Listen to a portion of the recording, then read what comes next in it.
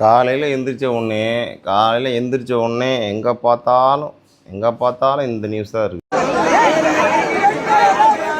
கோயம்புத்தூர் சூலூர் கண்ணம்பாளையத்தில் 2 நாளைக்கு முன்னாடி 10 வயசு சிறுமி காணாமல் போயிருக்காங்க.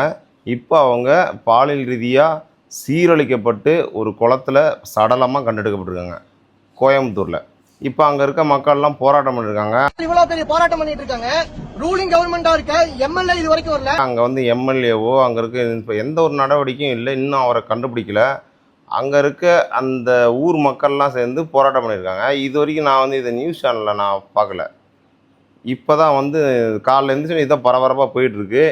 இது சடலமாக எடுத்ததுனால அங்கே இருக்க ஊர் மக்கள்லாம் திரண்டு போராட்டம் பண்ணிட்டு இருக்காங்க. அக்யூஸ்ட பிடிச்சிட்டாங்களா இல்லையா, என்ன பண்ண போகிறாங்கிறது எந்த விதமான ஸ்டேட்மெண்ட் இல்லை. என்னதான் நான் என்ன சொல்கிறேன்னா, எந்த கவர்மெண்ட் வந்தாலும் என்னதான் தனிப்படை வச்சு இது பண்ணாலும் தனி மனித ஒழுக்கம் இங்கே சீரழிஞ்சு கிடக்கிறப்பையும் போதை கலாச்சாரம் இங்கே தலை விரித்து ஆடுறப்பையும் இந்த மாதிரி விஷயங்களை நம்ம வீட்டு பெண்களை நம்ம வீட்டு குழந்தைகளை எவ்வளோ பத்திரமா பார்த்துக்கணும் அப்படின்றத இந்த இன்சிடென்ட் மூலயமா தெரிஞ்சுக்கோங்க.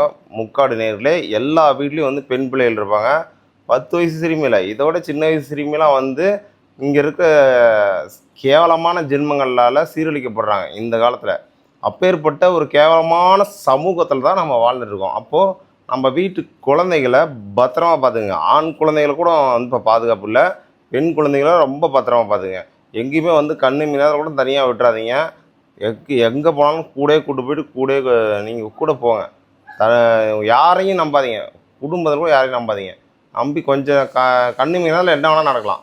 இந்த மாதிரி இந்த இன்சிடெண்ட் காலையில் எழுந்திரிச்சோன்னே நான் பார்த்து டென்ஷன் தான் ஆகுது. கமெண்ட் பண்ணிட்டு போங்க. இதை தவிர்க்கிறது நீங்கள் என்ன பண்ணலாம்? இதை தவிர்க்கிறதுக்கு முக்காடு வெற்றி கழகத்தில் இந்த மாதிரி இன்சிடெண்ட்டை நாம் என்ன நடவடிக்கை எடுக்கலாம் சொல்லிட்டு போங்க.